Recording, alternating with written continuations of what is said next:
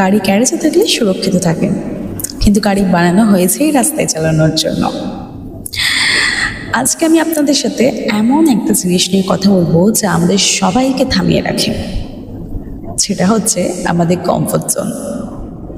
একটা গাড়ি যখন গ্যারেজে থাকে তখন সেটা সুরক্ষিত থাকে, তার গায়ে কোনো দাগ পড়ে না, কোনো টায়ার ব্রেক হওয়ারও চান্স থাকে না, এবং তার কোনো অ্যাক্সিডেন্টেরও ভয় থাকে না। কিন্তু আমরা সবাই জানি গাড়ি গ্যারেজে বসিয়ে রাখার জন্য বানানো হয়নি।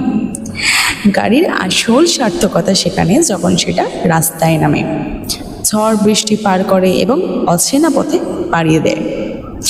আমাদের জীবনটাও ঠিক একই রকম। আমরা সবাই একটা কমফোর্ট জোনের মধ্যে থাকতে ভালোবাসি।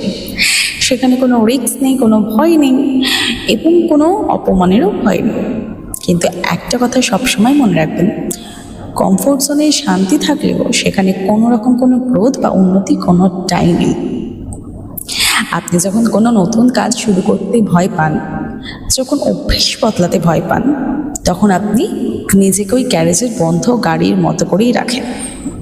আপনার ভেতরে অসীম ক্ষমতা আছে, অসীম সম্ভাবনা আছে, কিন্তু আপনি নিজেকে একটা ওই সীমাবদ্ধ করে রেখেছেন।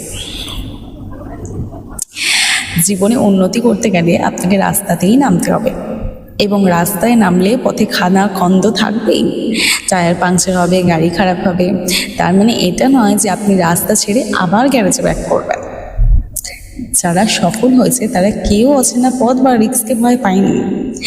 তারা জানতো যে ভয়ের ওপর পা দিয়েই সফলতা আসবে। আপনার অভ্যেস, আপনার আলস্য এবং আপনার ভয়, এইগুলোই আপনার কমফোর্ট জোন।